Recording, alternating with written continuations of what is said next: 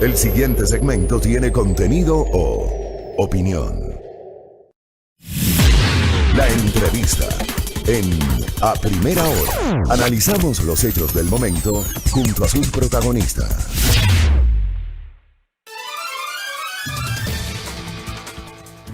7:11 a.m.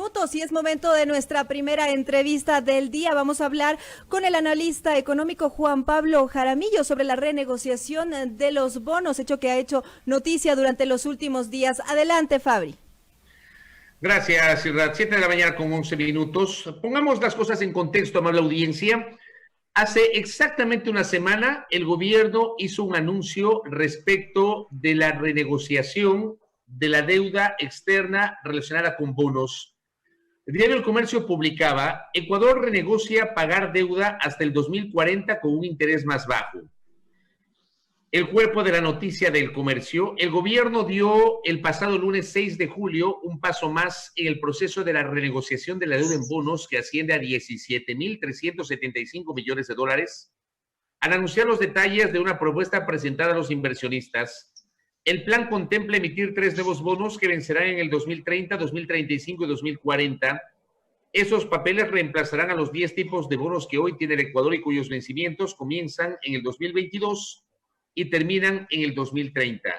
Si se concreta la propuesta, y esto es lo que me llamó la atención en su momento, si se concreta la propuesta, la deuda se pagará con un interés más bajo que el actual. ¿Por qué digo que me llamó la atención? Porque el gobierno ya lo anunció como un logro.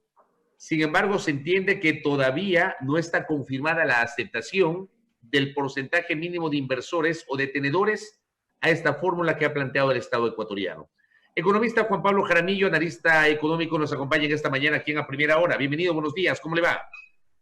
Muchas gracias, Fabricio, qué gusto saludarte, qué gusto también saludarte a tu audiencia. Y bueno, creo que es algunas cosas lo que se ha dicho sobre la renegociación de la deuda, pero preocupa más lo que no se ha dicho sobre la misma, ¿no? Entonces, quiero ir sobre 5 puntos que los podemos ir desarrollando a lo largo de la entrevista. Primer punto que no se ha hablado es el origen de la deuda. En realidad, el 67% de los bonos que se están renegociando, de los $17.000 millones que se están renegociando, fueron emitidos en el gobierno de Lenín Moreno. Entonces, esto implica que estamos renegociando la deuda que hemos adquirido en los últimos 3 años. Repítame el porcentaje, por favor, economista. 67% de la deuda que se está renegociando fue adquirida en el gobierno de Lenín Moreno. A ver, esto es importante. O sea, del 100% de los bonos que se están renegociando, el 67% lo está haciendo el gobierno con su propia deuda. Correcto.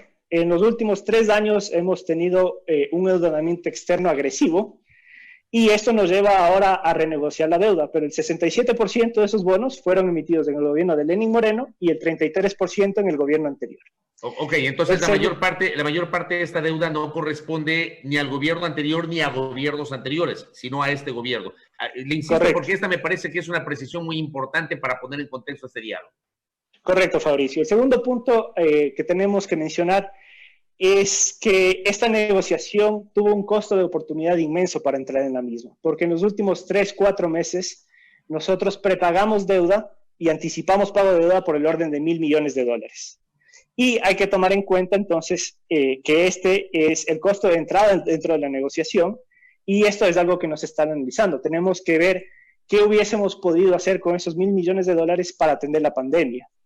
Es decir, con esos $1.000 millones, cuánto nos hubiese servido en salud, cuánto nos hubiese servido en atender a personas que han caído en la vulnerabilidad con bonos para aliviar su situación, y cuánto nos hubiese servido para atender a empresas para que no quiebren en este tiempo de cuarentena. A ver, pero el gobierno lo que nos ha dicho es que había que pagar, por ejemplo, lo que se pagó me parece en abril, marzo, abril, había que pagar para poder crear certidumbre y presentarnos como un deudor que permita acercar a los acreedores posiciones y permitan flexibilizar un poquito su postura frente a nosotros. Un deudor confiable, digámoslo así, el Ecuador. ¿No tiene sentido esa justificación del gobierno para pagar o para prepagar deuda antes? Es decir, con ese prepago generar certidumbre y que los acreedores nos terminen flexibilizando las condiciones?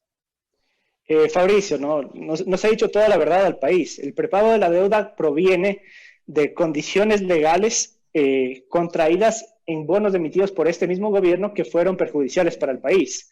Es decir, ahí se activaron cláusulas de cross default y se activaron garantías colaterales que si es que no hubiésemos pagado en estos últimos meses se hubiesen hecho efectivas.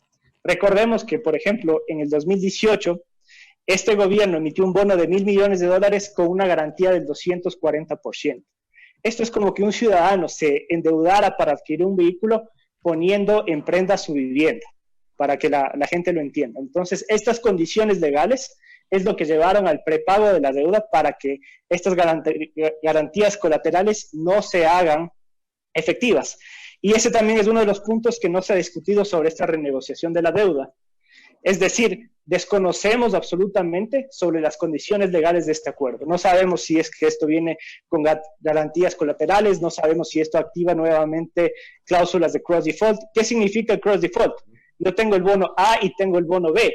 Si dejo de pagar el bono A, el bono B se vuelve inmediatamente, tengo que pagarlo inmediatamente y se activan las garantías colaterales del bono B también inmediatamente. Entonces, esto es algo que no se le ha dicho al país. Un cuarto punto que también no se le ha dicho al país es el gran beneficio que están obteniendo los tenedores de bonos dada esta renegociación. Porque hay que entender algo muy simple, Fabricio. Los bonistas no compraron los bonos a valor nominal, ellos lo compraron a valor de mercado, con descuentos importantes. A inicios de julio, los bonos cotizaban en el mercado el 45% de su valor nominal. Y sobre ese descuento del 45% de valor nominal es que se debe calcular la rentabilidad que están recibiendo por estos bonos. Finalmente, el quinto punto en el que quisiera ahondar es que esta renegociación se ha dicho que le evita y le genera ahorros al país durante los próximos 16 años y que el Ecuador no tendrá que pagar. Pero eso es apenas la mitad de la solución del problema fiscal que tenemos, porque la verdadera solución es atraer más recursos a la economía ecuatoriana para que ésta vuelva a crecer. En ese sentido, para que los ciudadanos lo entiendan de una manera muy simple, es como que en un partido de fútbol lo que hemos evitado es que nos metan goles, pero nosotros no estamos metiendo goles. Entonces, apenas es la mitad de la solución del problema. O sea, solo nos estamos, para hacer esa analogía, solo nos estamos defendiendo, evitando que nos hagan goles, pero no atacamos, no buscamos la posibilidad de un gol. Correcto, o sea, lo que el Ecuador ha hecho es, me voy a defender, entonces cada pelota que viene yo la pateo por encima de la media cancha. Y así me empiezo a defender, pero no estoy atacando y no estoy metiendo goles. Es decir, no estoy atrayendo nuevos recursos a la economía ecuatoriana. Y de hecho, las condiciones que tenemos nos impiden hacerlo. O sea, la gente habla y uno de los beneficios dice, no, inmediatamente bajó el riesgo país 500 puntos. Pero la realidad es que el riesgo país sigue sobre los 2.700 puntos. Esto indica que si es que saldríamos a emitir bonos en el mercado, nos estaríamos endeudando tasas del 27-28%, y esto hace inviable al país. Entonces, realmente no existe un beneficio tangible de esta renegociación. Correcto. A ver, usted decía, estamos pateando como la pelota de fútbol, ¿no? Estamos pateando. ¿Pateando para el próximo gobierno? ¿Pateando para los dos siguientes gobiernos? ¿Pateando a dónde? Pateando para los próximos dos gobiernos, ¿no? Sí, es verdad que entre el actual año y el 2030, aliviamos el flujo en $16.000 millones, pero desde el 2030 al 2040, esos $16.000 millones van a tener que ser pagados. Es decir, no es que tenemos un ahorro y una quita de la deuda, lo que estamos haciendo es aplazando el pago y haciendo más pequeños los pagos parciales que se tienen que hacer de aquí al 2030 para que aumenten del 2030 al 2040. Pero eso de diferir para el 2030 el pago de esos $16.000 millones, no termina configurando una negociación exitosa. O sea, está claro que en este momento no podemos pagar, que el Ecuador está con muchas complicaciones económicas, que el Ecuador no tiene plata, que el Ecuador ha enfrentado la crisis de la pandemia, que el Ecuador tiene bajos precios del petróleo. Está claro que hoy no hay plata. ¿No es correcto tratar de diferir, como se ha planteado esto, hasta el 2030? Sí, correcto. Eso efectivamente es un beneficio de la renegociación y eso es lo que hay que resaltar de la misma. Pero no hay que olvidar que en este año ya prepagamos $1.000 millones, que no lo están incluyendo dentro del flujo. Pagamos $1.000 millones de manera anticipada. Y sin mencionar que eso es la mitad de la solución del problema, porque no están llegando nuevos recursos a la economía ecuatoriana. Y cuando él dijo, estamos pagando la deuda porque van a llegar nuevos recursos a la economía ecuatoriana. ¿Qué significa que lleguen nuevos recursos a la economía ecuatoriana?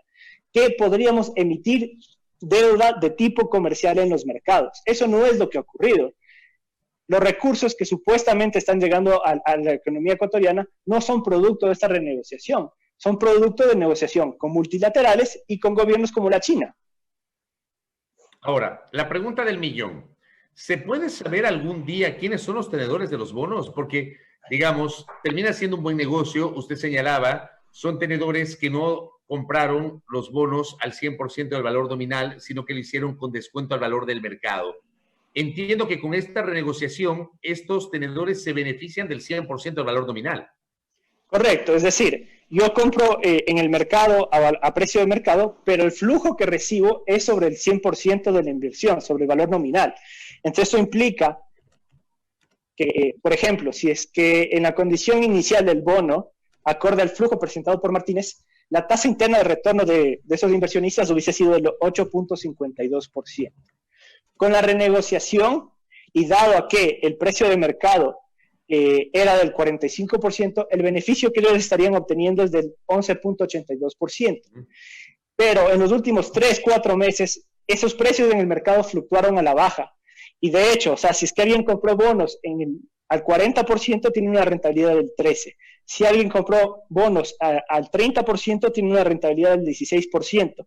Y si alguien llegó a comprar bonos incluso al 20%, que de hecho cotizaron al 20%, estaría obteniendo una rentabilidad del 21%. ¿Qué implica? Que esta gran rentabilidad de los bonistas significa que nosotros podríamos haber tenido un mucho mejor acuerdo si es que hubiésemos partido del hecho de que la renegociación tiene que hacerse en función del valor de mercado, no en función del valor nominal, que es como lo está analizando el Ministerio de Finanzas. ¿Y por qué lo hacen así? ¿Por qué decidieron renegociar sobre el valor nominal y no sobre el valor de mercado? Bueno, eso habría que preguntarle a Richard Martínez. ¿Pero usted qué presume? Bueno, yo presumo que simplemente hemos renegociado mal, como simplemente también hemos tenido ya negociaciones en términos legales de estas deudas que han sido muy dañinas para el país. Es decir, no olvidemos que en 2018 el ministro Martínez emitió $1.000 millones con garantías colaterales de 2.400 millones. Estas son garantías del 240%. Entonces, alguien que ya dio paso a una negociación así, yo dudo que pueda llegar a una negociación que sea beneficiosa en realidad para el país. Tenemos que conocer, y el Ecuador debe exigir, cuáles son las condiciones legales que no han sido reveladas de este acuerdo. Ahora, hay otra parte que yo lo citaba en la nota que di lectura de diario El Comercio, esta parte que me llama la atención. Si se concreta la propuesta, resulta que necesitamos que un porcentaje mínimo de tenedores avalen esta propuesta para que nosotros podamos hablar de que efectivamente la propuesta ha sido aceptada por los tenedores, economista. La propuesta se va a concretar, Fabricio, porque el beneficio para los bonistas es bastante alto. Es decir, o sea, sí termina siendo, perdón que le interrumpa, sí termina siendo una propuesta atractiva entonces para los bonistas. Sumamente atractiva porque ellos compran los bonos a precio de mercado. Ellos van a tener rentabilidades del 11, 12, 13%. Por ende, es una propuesta muy atractiva en un mundo en donde la tendencia y los gobiernos más se inclinan por el default. O sea, uno ve la posición que tiene Argentina de un negociador fuerte frente a la posición que tiene Ecuador de un negociador muy débil. ¿Y débil por qué? ¿Por qué esa debilidad? Porque nosotros anunciamos que íbamos a pagar siempre desde el principio de la negociación.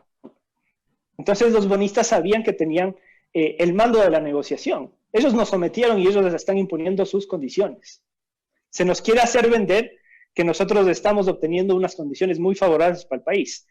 En términos nominales, de aquí al 2040, la quita de la deuda apenas son $904 millones. Evidentemente, si es que esos valores los descontaríamos con una tasa de descuento y los traeríamos a valor presente, podríamos hablar de más, podríamos hablar de $4.000, $5.000, $6.000 millones, pero sujeto a una tasa de descuento. ¿Cómo determinamos esa tasa de descuento? Tiene que ser el 3%, el 5%, el 9%. Eso es un tema también subjetivo. y un poco, o sea, las cifras que está dando el Ministerio de Finanzas es en función de una tasa de descuento. Entiendo que es hasta del 12%. ¿Por qué utilizaron 12%? ¿Por qué no 3%? Que es más o menos la inflación anual que tiene el Ecuador en los últimos años. Hay algo que me llama la atención. Usted señaló al inicio de este espacio que el 67% de la deuda que está siendo renegociada fue contraída por este gobierno. Es decir, fue una deuda con los tenedores de corto plazo, porque este gobierno recién tiene 3 años y un poquito más. ¿Fue una deuda de corto plazo con esos tenedores de bonos? Sí, el gobierno de Lenín Moreno se ha endeudado, ha emitido bonos por más de 11.000 millones de dólares. Esos bonos han tenido plazos entre 6 y 11 años, el bono más largo. Entonces, no son condiciones sustancialmente diferentes a las que teníamos en el gobierno anterior cuando el gobierno hacía emisión de bonos. Lo que sí cambió y lo que sí fue muy perjudicial para el país fueron todas estas cláusulas legales que se empezaron a imponer en estos contratos de deuda a pretexto de obtener una tasa de interés más baja, que en la realidad no es tal, porque la tasa de interés de los bonos que contrató el gobierno de Correa con la tasa de interés de los bonos que contrató el gobierno de Lenín es una diferencia de menos de un punto porcentual. Correcto. Economista, y lo último, quiero insistirle, porque digamos es una pregunta recurrente de los internautas, de los oyentes que nos están siguiendo, de los televidentes también aquí en este diálogo con Juan Pablo Jaramillo. ¿Es posible que algún día se sepa la identidad de los tenedores de los bonos o no? Bueno, se podría hacer una auditoría de lo mismo, pero se supone que estos bonos tienen reserva de la identidad. Lo que hacen los bancos que negocian con estos bonos es simplemente ser intermediario de los mismos, porque este tipo de bonos es como un cheque al portador, para que el público lo entienda. Entonces, la identidad final de quien está comprando el bono es algo que queda reservado y es algo que va cambiando además todos los días, porque esto también se transa en el mercado todos los días. Correcto. Vamos a ver cómo evoluciona este tema, pero Juan Pablo Jaramillo nos ha hecho algunas revelaciones muy interesantes respecto justamente de la renegociación anunciada por el gobierno sobre los bonos hasta el año 2030, que digamos el Ecuador tendría pues esta suerte de liberalización de recursos, pero hay que pagar la deuda en algún momento, no ahora, sino a partir de 2030. Gracias, economista, por el tiempo. Que tenga un buen día. Muchas gracias, Fabricio. Un saludo a quienes te escuchan. Gracias. 7:28, Juan Pablo Jaramillo, analista económico. Me quedo evidentemente dentro de sus reflexiones, con este porcentaje que mencionaba Juan Pablo Jaramillo. El 67% de la deuda renegociada fue contraída por el propio gobierno del presidente Lenín Moreno. Para la reflexión. 7:29, pausa en la primera hora.